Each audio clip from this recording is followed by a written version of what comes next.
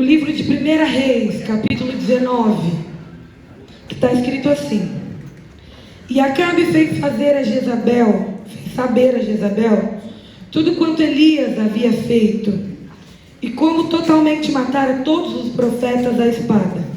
Então Jezabel mandou um mensageiro dizer a Elias: Assim me façam os deuses o que bem quiserem, se de certo amanhã a estas horas não puser a tua vida como a um deles. O que vendo ele se levantou, e para escapar com vida fugiu. E chegando em Berseba, que é de Judá, deixou ali o seu moço. Porém foi ao deserto caminho de um dia, e foi sentar-se debaixo de um zimbro, e pediu para si a morte, e disse: Já basta, Senhor, toma agora minha vida, pois não sou melhor que meus pais. Eu acredito que é de conhecimento da igreja a história de Elias. Elias é um profeta escolhido por Deus, porém a Bíblia, ela não relata a vida de Elias antes do episódio do reinado de Acabe. Porém, o capítulo 17 do livro de 1 Reis, ele me faz entender ou subentender, já que é um pensamento meu, que Elias é um profeta, mas é um profeta ousado e corajoso. Mas Tamara, por que você está dizendo isso? Elias, ele está sendo levantado como profeta no reinado de Acabe. E a Bíblia é muito clara em dizer que Acabe foi um rei pior do que todos os reis que passaram antes dele. Após o reinado de Salomão, se passaram reis sobre Israel e sobre Judá, e que nenhum rei se comparou ou chegou aos pés da maldade de Acabe. Acabe irritou a Deus profundamente, porque Acabe, além de já seguir a linhagem de Jeroboão, ele segue também a mesma linhagem de seu pai, e ainda por cima casa com Jezabel. E além disso, não satisfeito, ele passa a adorar os deuses de Jezabel e impõe isso à sociedade, aquele povo, que passem a adorar também. Então, Deus não levanta qualquer profeta. Deus está levantando um profeta naquela época que seja ousado e que tenha coragem, porque Deus faz questão de enfatizar que Acabe era mau aos olhos dele e que era pior do que todos os outros que passaram. Apesar de nós lermos agora no capítulo 19 que Elias deseja a morte, Elias teve uma ascendência muito grande no que tange a ver milagres de Deus. Elias, quando Deus fala assim: Elias, vai até Acabe e diz a Acabe que não vai mais chover. Elias vai, só que quando Elias vai, Elias é tão ousado que ele fala assim: ó, além de não chover, não vai ter orvalho, e segundo a minha palavra. E ele menciona que ele está diante do Senhor, face a face do Senhor. Elias, ele está dizendo que além de não chover, não tem orvalho. Eu acredito que todo mundo aqui saiba o que é orvalho. São aquelas gotículas. Vamos supor que você deixa o carro no sereno e que você chega de manhã lá, se o carro está molhado, aquilo dali é orvalho. Elias está sendo tão ousado que ele está dizendo: olha, não vai chover e não tem orvalho, não vai ter uma gotícula de água aqui, segundo a minha ordem. Só que quando Elias fala segundo a minha ordem, Elias, ele enfatiza que ele está face a face com Deus, que ele vê Deus, que ele fala com Deus. E alguns pregadores mencionam, que interpretam como prepotência de Elias o fato dele dizer segundo a minha palavra. Mas eu interpreto diferente nesta noite. Elias, ele fala tanto com Deus, e está andando tanto com Deus, e está perante a face do Senhor o tempo inteiro, porque quem anda perante a face do Senhor, fala o que Deus manda e acabou. Então não teria como ele desviar a palavra do Senhor, mesmo que ele dissesse que era segundo a palavra dele, porque ele estava debaixo da proteção de Deus, ele estava debaixo da ordem de Deus. Elias andava com Deus. E Deus faz o seguinte: Elias, já que você falou que não vai chover, vão tentar te matar, então eu vou te esconder. E coisa boa é quando a gente é escondido por Deus, Porque já diz o salmista em Salmos 91, aquele que habita no esconderijo do Altíssimo, à sombra do Onipotente, ele descansa. E Elias, ele está descansando. Elias, ele é escondido. E quando Elias é escondido, o Senhor, ele não leva Elias para qualquer lugar. Jesus, ele esconde Elias junto ao ribeiro de Querite e diz o seguinte: você vai tomar da água do ribeiro e os corvos, eles vão te alimentar de dia e de noite. Aqui Elias está escondido pela própria vontade de Deus, para que ninguém ache ele, para que ninguém mate ele, para que ninguém maltrate ele.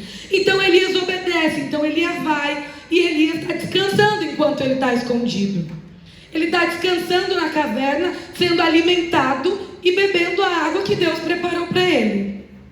Porém o ribeiro, ele seca. E aí Deus fala: Elias, acabou seu tempo aqui, a água secou, vamos ali para você conhecer uma viúva de Sarepta. E Elias vai, porque Elias até então, Elias é mais do que obediente. Deus manda e Elias vai.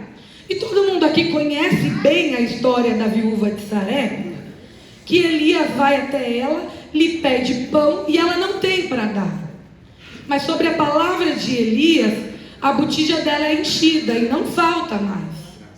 Só que o que me chama a atenção nessa passagem é que o filho da viúva, ele adoece. E quando ele adoece, a doença se agrava e o filho dela chega a morrer, chega a falecer. E a viúva questiona Elias: Elias, você veio aqui para trazer à tona a minha ruína? Você veio aqui para tirar o meu bem mais precioso, que é meu filho? E é engraçado que quando eu leio essa passagem, ela está falando de algo que é muito precioso dela para Elias. Ela joga uma responsabilidade da morte do filho para Elias. E Elias, quando ele responde ela, ele diz o seguinte: dá-me o teu filho. Ele tomou o filho dela, levou para o quarto que ela construiu para ele, e Elias começa a orar. Só que a oração de Elias, ela é diferente. Elias começa a falar com o Senhor do seguinte modo: ó Senhor meu Deus, também até esta viúva com quem eu moro afligiste matando o filho. E eu me frisei muito com também, até esta viúva, também esta viúva. E eu indaguei: Deus, o que Elias está querendo dizer com isso? Aqui eu enxergo os primeiros sentimentos de Elias em relação ao início de uma depressão, ou aliás, a uma depressão que já estava escondida. Elias está virando para Deus e está falando assim: Senhor, até esta mulher com quem eu convivo. Elias está querendo dizer nesse texto que outras pessoas que conviveram com ele também foram acometidas por uma calamidade, ou por um problema, ou por um fato que aconteceu, que fez com que a pessoa se sentisse triste ou desolada. Ou seja, Elias está querendo dizer que essa não é a única mulher que ele se aproxima e acontece alguma fatalidade com ela. Elias aqui está inundado pelo sentimento de culpa. Sabe por quê? Porque a reação de Elias, quando Elias vai orar pela criança, Elias se debruça 3 vezes sobre ele, como se ele estivesse implorando a Deus para que devolvesse a vida do menino. Mas a reação corporal de Elias indica que ele está com um sentimento de culpa, além da fala atrelada. Então a gente começa a perceber aqui o primeiro sentimento de Elias em relação a uma depressão, em relação a uma tristeza que já estava ali escondida. Só que ainda assim, sentindo um sentimento de culpa, Elias ora. E quando Elias ora, Deus devolve a alma do menino. E eu entendi que não importa o sentimento de culpa que a gente tenha, se Deus, ele se responsabiliza por alguma coisa, se Deus, ele se responsabiliza por algum problema, ele traz de volta. Então o sentimento de culpa na realidade de Elias não é um sentimento pelas coisas que ele fez, mas é um sentimento pela permissão de Deus. Porque Deus permite que o menino morra para que Elias entenda que o sentimento dele de culpa não está atrelado ao que Deus pode fazer. O que a gente precisa entender nesta noite é que a gente pode se sentir culpado por N situações. Por N situações, mas nada exime o poder de Deus sobre as nossas vidas. E Elias justamente revive o menino e leva o menino até a mãe. A mãe agradece, dá glória a Deus. E Deus fala o seguinte para Elias: Elias, depois de muitos dias, Elias, já está, a seca já vai completar 3 anos, né? Vai até Acabe e diz a Acabe que vai chover.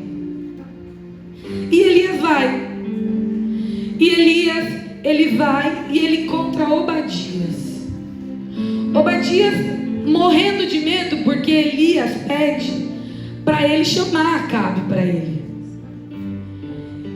E Elias, ele fala: vai lá, eu estou aqui sobre a proteção e sobre o nome de Deus, eu não vou simplesmente fugir ou correr, eu quero falar com Acabe. E quando Elias fala com Acabe, é engraçado que Acabe, quando vê Elias, ele pergunta assim: é você o perturbador de Israel, Elias?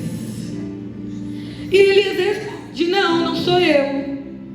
Pelo contrário, são vocês que perturbam. São vocês os perturbadores de Israel que induziram o povo a adorar outros deuses. E Elias faz o seguinte: reúne todo o povo lá no Monte Carmelo, e vamos fazer o seguinte: você tem os seus 450 profetas. Do profeta do Senhor Deus vivo só restou eu. Então vamos fazer o seguinte: cada um de vocês preparem 2 bezerros. Partam os bezerros em algumas partes, mas não taquem fogo. Preparem um sacrifício, montem o altar, e o que Deus responder com fogo, esse sim é o Deus verdadeiro. O Deus que responder primeiro com fogo, esse é o verdadeiro. E Eliseu falou assim: vai lá, preparem primeiro de vocês. E foram lá os 450 profetas de Baal preparar o altar. E prepararam e colocaram lá o bezerro em algumas partes, conforme Elias tinha dito. Eles clamaram por horas e nada aconteceu. E Elias, ousado, porque ele ainda não está totalmente em um sentimento de tristeza e depressão, Elias simplesmente fala assim: chama mais alto pelos seus deuses. De certo que eles são seus deuses, eles vão te responder. E os profetas de Baal começaram a gritar, e começaram de fato a gritar mais alto. Mas não houve resposta, não houve fogo. E Elias pegou e falou assim: já que não houve fogo, agora é minha vez. Eu sozinho, eu vou lá preparar o sacrifício para Deus. Eu vou lá preparar. E Elias faz o seguinte: antes dele preparar o sacrifício, Elias, ele restaura o altar do Senhor que estava quebrado. Elias não tenta apenas preparar o sacrifício, Elias restaura aquilo que está quebrado. Elias vai, pega 12 pedras e refaz o altar do Senhor. Elias vai, verifica o que está quebrado e refaz. Coloca lá as 12 pedras que representam os filhos de Jacó, as 12 tribos. E ele vai lá e coloca. O altar ficou lindo. Só que Elias, não muito satisfeito, ele faz o seguinte: ele pede para o pessoal fazer um rego em volta do altar. O que é um rego, Tamara? É um buraco. Ele cava um buraco. Ele cava esse buraco e coloca os pedaços de bezerro. Ele arma a lenha e coloca os pedaços de bezerro lá dentro. Mas não satisfeito, Elias fala o seguinte: enchei de água 4 cântaros. Cada cântaro, eles equivalem a 12 litros e meio de água. Então vocês imaginem lá um buraco. Elias está falando para Deus mandar fogo do alto, e ele está enchendo o lugar onde ele vai fazer um holocausto de água. E ele enche, e a água ela cobre o bezerro. bezerro. Ela cobre ali o altar dele e ela começa a se esparramar até que ela cobriu o bezerro. E Elias ora. E não muito tempo, tá, irmãos? Uma oração rápida. Deus, se tu és o Deus, manifesta aqui a tua glória.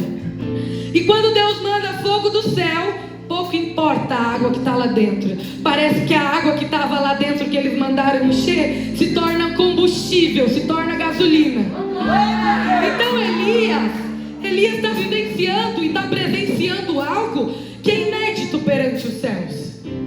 Elias, Deus fala assim: Elias, fala que não vai chover, não chove. Elias, você agora vai ter autonomia para ressuscitar o filho da mulher. Ela ressuscita.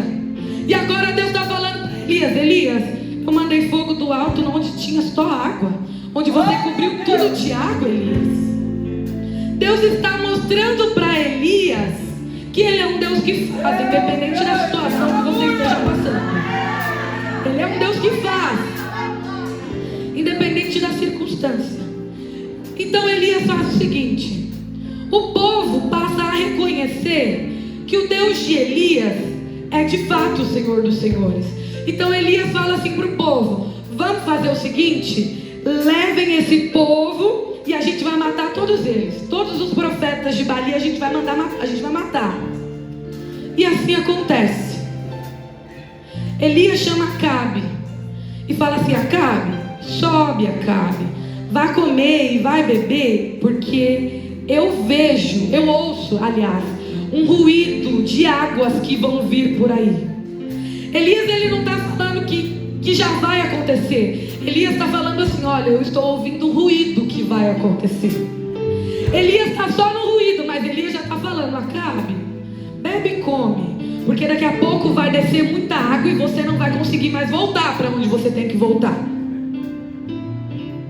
Só que Elias agora, ele sobe lá no pico do monte. Ele vai lá para o pico do monte. E Elias, ele se prostra de joelhos e pede para o moço ir lá.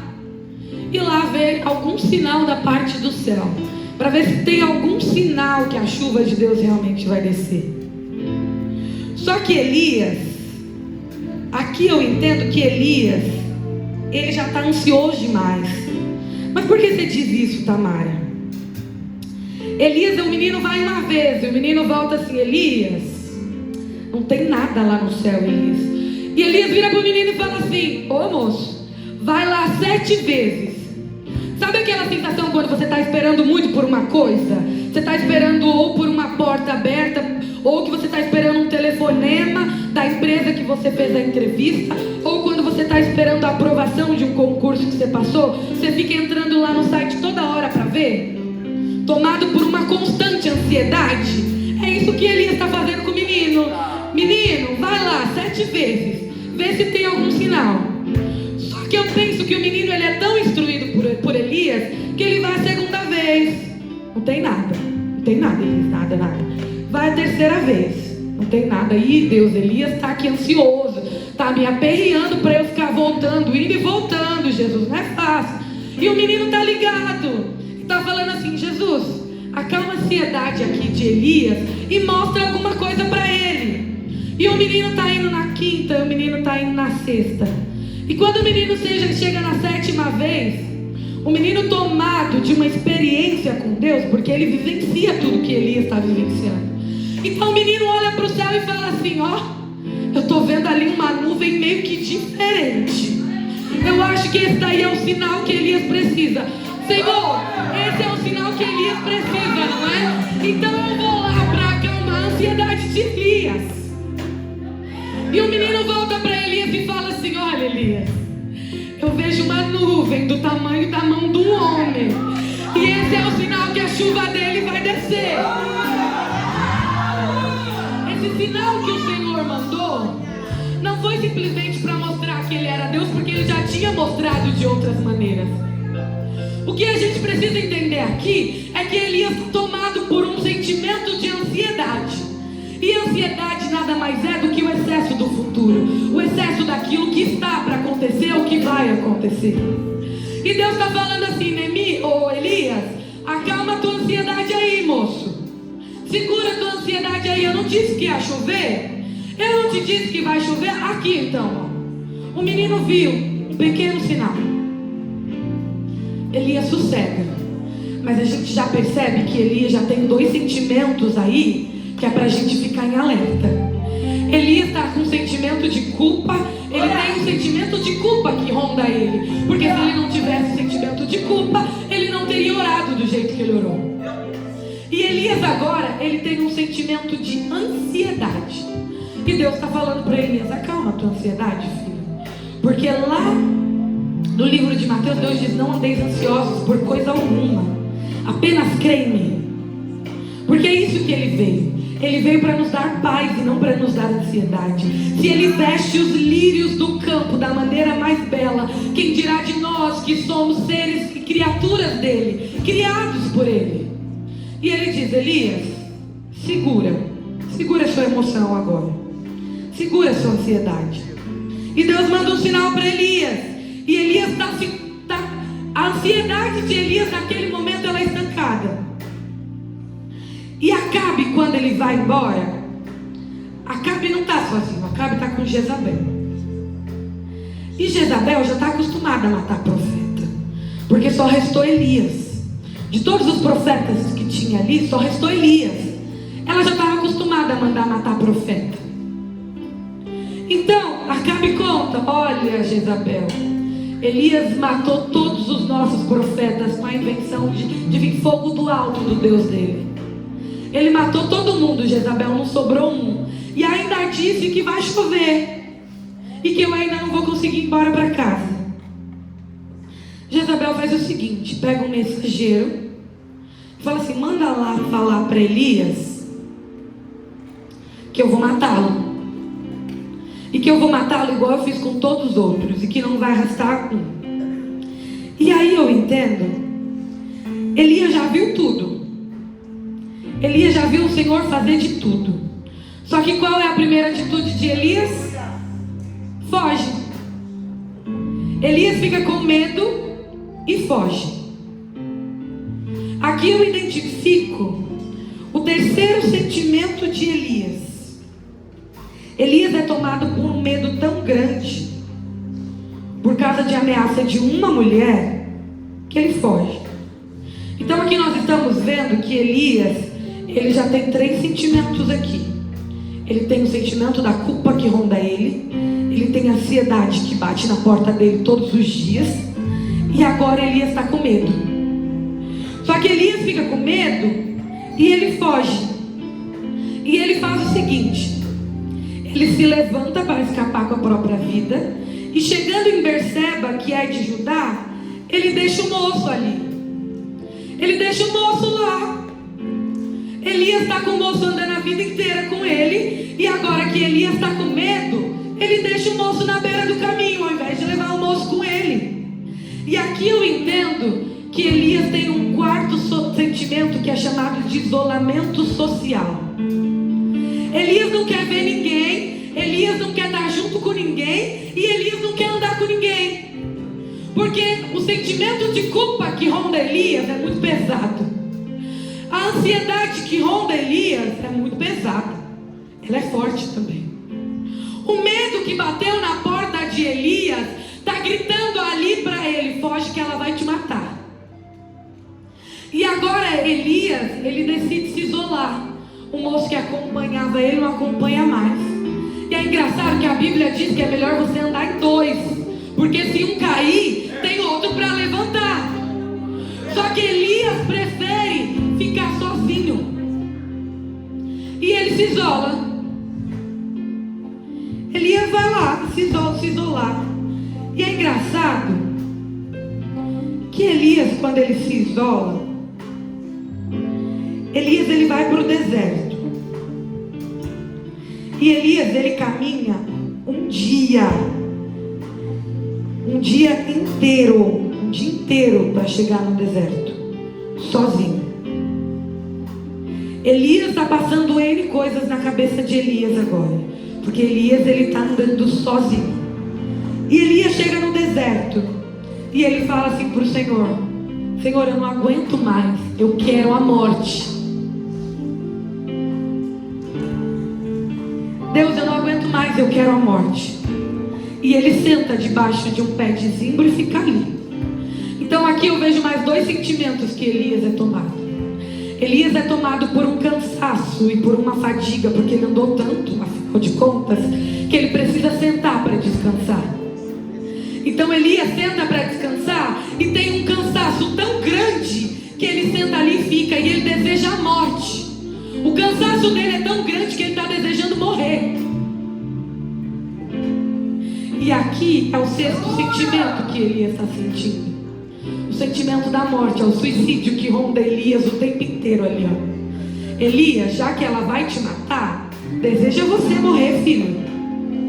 Porque o suicídio, ele não está atrelado necessariamente ao fato só de eu se cortar. O fato de eu querer me matar, de eu querer morrer, já é um gatilho para Satanás usar isso contra nós.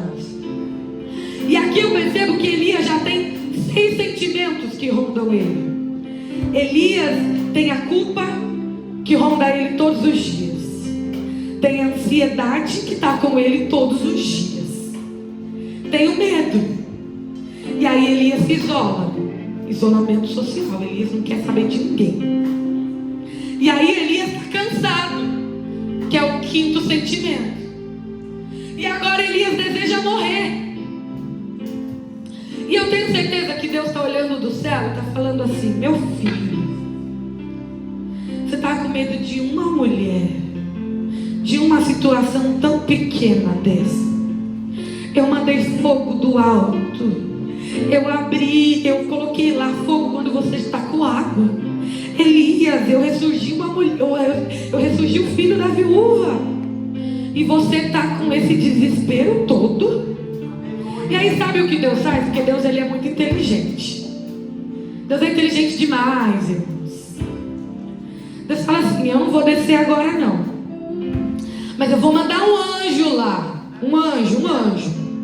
E o anjo chega em Elias e fala assim: ei Elias, levanta Elias, come Elias, um pão fresquinho que eu acabei de fazer para você, menino. Coma aqui o pão, ó, coma aqui o pão e beba a água que eu estou te dando, Elias. Deus está falando assim: Elias, se levanta, Elias. O anjo está mandando Elias levantar. E aí você sabe o que Elias faz?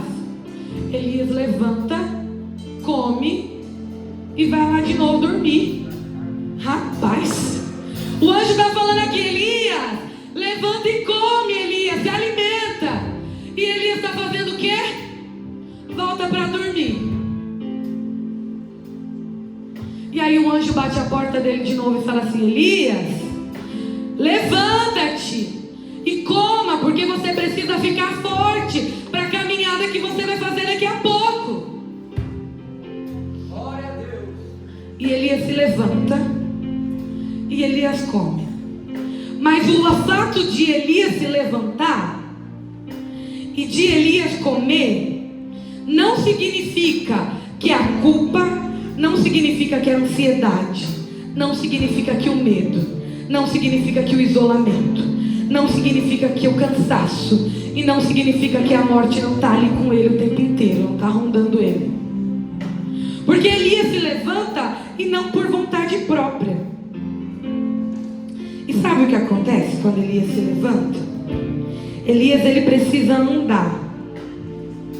Elias se levantou, comeu, e com a força da comida que o anjo deu para ele, Elias caminhou 40 dias e 40 noites até o Horebe, que é o monte de Deus.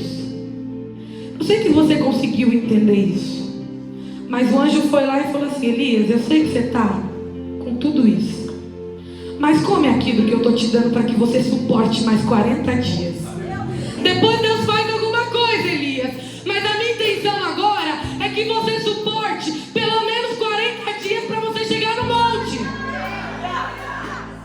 Eu preciso que você vire para o seu irmão, vira para ele e fale assim: ó, a comida que Deus está te dando hoje é para que você suporte pelo menos mais 40 dias. Mais 40 dias. É só pelo menos.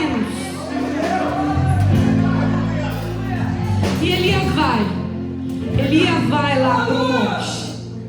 ele sobe. E quando ele sobe lá para o monte, e é engraçado que eu dou muita risada com isso, porque Elias, ele entra dentro de uma caverna. E uma caverna nada mais é do que um lugar escuro. Pode estar o dia que for, mas a caverna, dependendo da caverna que você entra, não tem nem luz. E o isolamento de Elias é tão grande que Elias está lá dentro da caverna agora. Elias passa a noite dentro da caverna. E aí o Senhor não quer mais mandar o anjo, não, porque a comida que o anjo deu fez Elias suportar 40 dias.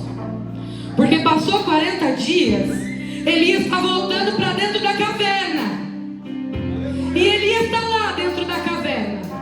O sentimento do medo está lá, a culpa está lá, a ansiedade está lá, o medo está lá, o isolamento social está lá, o cansaço está lá e a morte está lá. Elias está lá dentro da caverna e o Senhor desce e pergunta assim: ô Elias, o que fazes aí, Elias? Elias, o que você faz aí? E é engraçado que a resposta de Elias, eu achei, né, que quando eu estava lendo, que Elias ia dar uma resposta: ah, Senhor, não sei, uma resposta mais elaborada. Elias vira para o Senhor e fala assim: a Jezabel ameaçou me matar, Deus, e só resta eu de profeta aqui, e ela está ameaçando lá me matar. Eu imagino Deus olhando do céu: Elias, socorro, Elias. Só que Deus faz o seguinte: Elias, vem para fora, Elias. Elias, sai para fora, Elias. Elias, vem para fora, Elias. Elias, vem. E aí quando Elias vai para fora, no monte perante o Senhor, eis que passava o Senhor, também como um forte vento. E esse vento fendia as rochas, mas o Senhor não estava lá. E aí passou o vento, o Senhor pegou e falou assim: deixa eu mostrar para ele algo além do vento. Deixa eu mostrar para ele aqui algo além do vento, Elias. E aí o que o Senhor fez passar? O Senhor fez passar um terremoto. Deus está falando assim: Elias, eu tenho domínio no céu, na terra e debaixo dela, Elias. Você está temendo Jezabel por quê, Elias? Mas o Senhor também não estava lá. E aí passa o terremoto. E aí depois do terremoto, Deus manda um fogo. Fala assim: Elias, agora que tem fogo, vamos ver se com fogo Elias se anima. O fogo não adiantou muito não. Deus viu que o fogo não fez muito efeito em Elias. Aí o Senhor fez o seguinte: depois do fogo, Ele mandou uma voz mansa e delicada. Eu imagino que Elias está ouvindo a voz, aquela voz suave, branda, de Jesus falando para Elias assim: Elias, aguenta firme, suporta só mais um tiquinho, que eu não vou deixar você se matar não, Elias. Eu não vou deixar você morrer na mão de Jezabel não, Elias.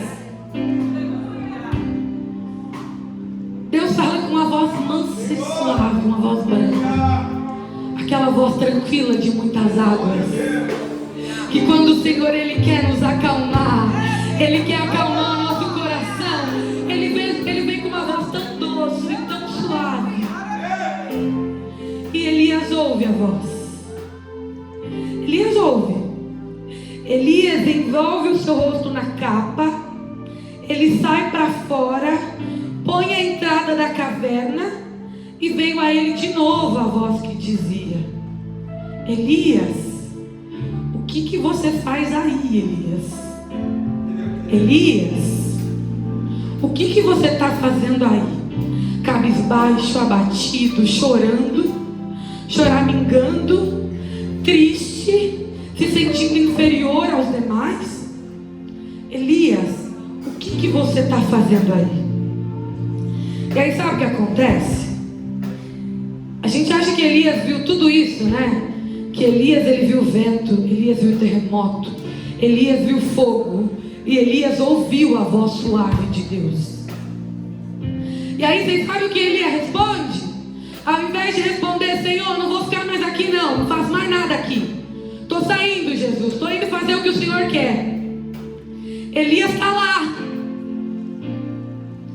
E sabe o que Elias responde para o Senhor? Senhor, Jezabel quer me matar. Eu sou o único profeta. Deus já mostrou tudo que tinha para mostrar para Elias. E Elias só está pensando, Jezabel quer me matar.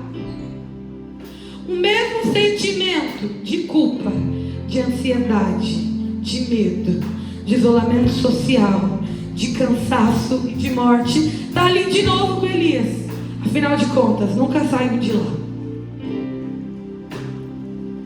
E aí Deus faz o seguinte. Deus fala assim: Elias, vai e volta pelo teu caminho lá para o deserto de Damasco. E chegando lá, Elias, sabe o que você vai fazer? Você vai ungir.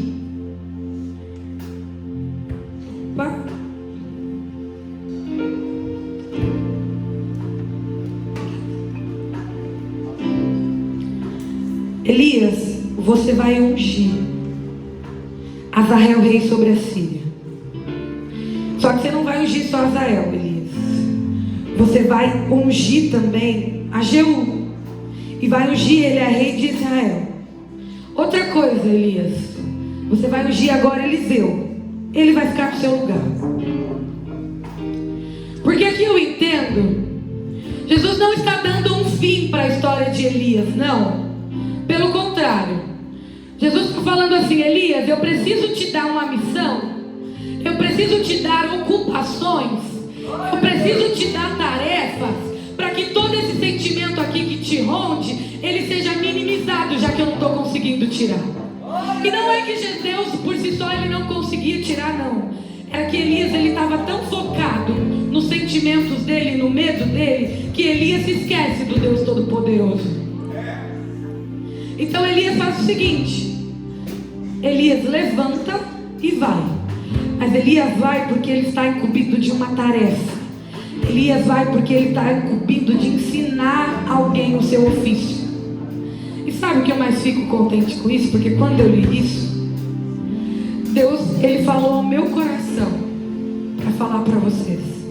Deus está preparando ofícios e tarefas para vocês, para que todo sentimento que ronda vocês, eles caiam por terra, porque vocês estarão tão focados na tarefa de vocês e em pessoas que vocês precisam cuidar, que todo sentimento de morte que te ronda não vai prevalecer. Porque eu preciso que você entenda uma coisa. Eliseu depende de Elias para iniciar o seu ofício. E quantas pessoas dependem de você para desenvolver um ofício? Quantas pessoas dependem de você para desenvolver um ofício? Para desenvolver um talento? Elias agora, ele levanta e vai. Deus incumbiu Elias de tarefas. Deus incumbiu Elias de responsabilidades. Aleluia. E sabe o que me deixa mais feliz aqui? Que quando Deus tem um plano na vida de alguém, não importa a culpa que te ronda, não importa a ansiedade que te ronda, não importa o medo que te ronda. Sabe por quê? Porque o mesmo Deus que mandou fogo do céu é o mesmo Deus que está com você todos os dias da sua vida. É o mesmo Deus que quando você está lá trancado dentro do teu quarto e os pensamentos contrários começam a vir, é o mesmo Deus que prepara pessoas para te ligar. É o mesmo Deus que prepara pessoas para te animar.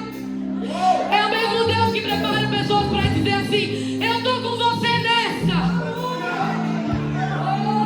O mesmo Deus que esteve lá com Elias é o mesmo Deus que está aqui hoje. Só que hoje ele desce com cura. Hoje ele desce com cura na alma. Hoje o Senhor está curando aqui. O Senhor está curando aqui. Eu sinto uma graça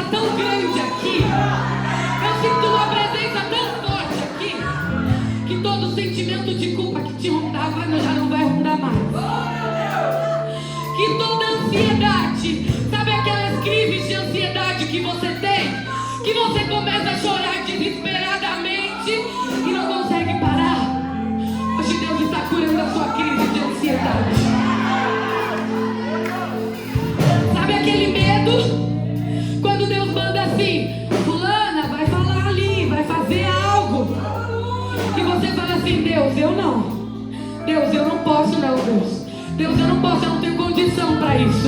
Eu não tenho estrutura para isso. E Deus está falando assim: o que você não tem que eu não posso te dar hoje? O que é que você não tem que eu não possa te dar hoje? O que você não tem que eu não possa te dar? O Senhor está arrancando o medo. Ah, Deus, vocês não estão entendendo a graça que eu estou sentindo aqui quando eu digo isso. Hoje o Senhor está curando o medo.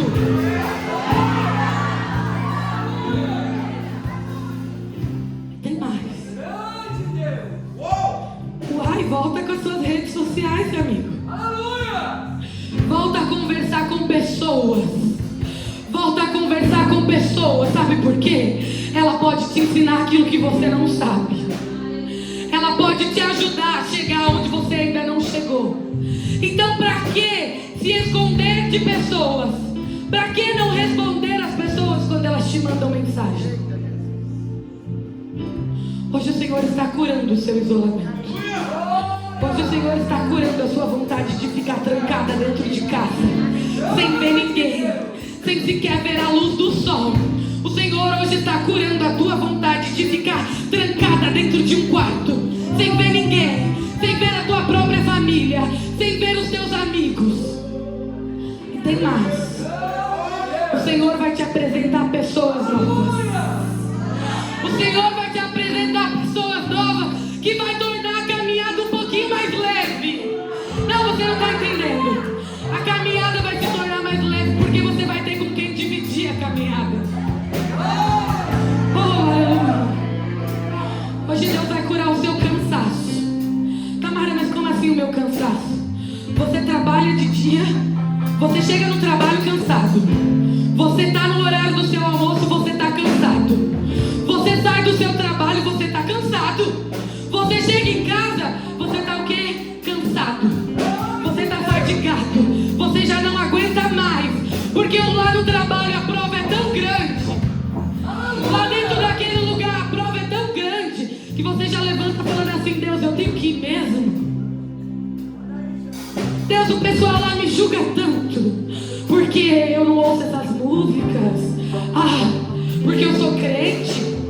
Ou porque eu me visto de um jeito mais diferente mesmo. O Senhor está falando nessa noite: eu estou indo à tua frente. Toda vez que você entrar no seu trabalho, eu estou entrando na tua frente. Toda vez que você entrar naquele lugar, você está pisando e eu estou pisando com você. Então nada daquilo que falar vai ferir mais. Porque o Senhor hoje está curando o medo. Hoje o Senhor está curando o cansaço. O Senhor nessa noite Ele vem com cura da alma. Sabe o que acontece? Hoje Deus cura o sentimento de morte que ronda aqui algumas pessoas. Oh Deus, oh Deus. Hoje Deus está curando o sentimento de morte que tem te rondado quando você entra dentro do teu quarto e você fala assim: Senhor, para que eu estou vivendo mesmo? Senhor, para que eu estou aqui? Para que eu estou vivendo? O Senhor hoje Ele está fazendo o seguinte: Ele está indo lá no teu quarto. E sabe aquele demônio que te perturba de noite? Ele está mandando sair. Ele está mandando sair. Ele está mandando sair. Porque Deus quer que você viva. E viva com abundância. Deus quer que você tenha prazer em viver. Prazer em viver. Prazer em viver e viver na presença dEle.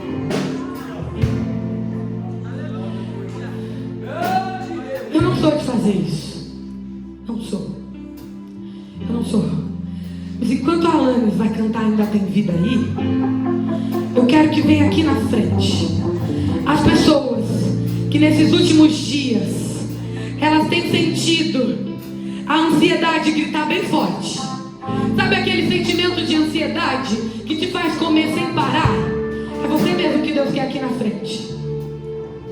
Pessoas com sentimento de ansiedade, pessoas com sentimento de medo, pessoas que não querem mais se comunicar com outras pessoas, pessoas que sentem um cansaço muito grande e pessoas que desejam a morte.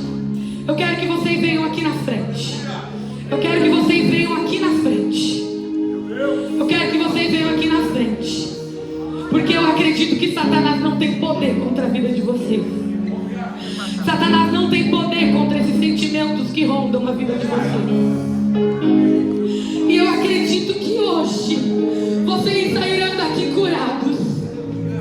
Curados, curados, curados, curados, curados. A ansiedade não vai prevalecer, o medo não vai prevalecer. Oh, Jesus maravilhoso. Eu acredito nisso. Acredito nisso. Enquanto vocês estão aqui na frente, o Senhor vai trabalhar. E as pessoas que estão aí sentadas, que têm esse mesmo sentimento, Jesus vai trabalhar mesmo assim, porque Ele não depende que você venha aqui na frente. Mas isso aqui é uma atitude de fé que eles estão tendo. Porque eles sabem a aflição que eles passam todos os dias. Oh, aleluia. Vou pedir para o presbítero Antônio, o presbítero Rogério, o presbítero Diogo descer com expulsão e expulsar o demônio que tem rondado a vida dessas pessoas. Que já o sentimento de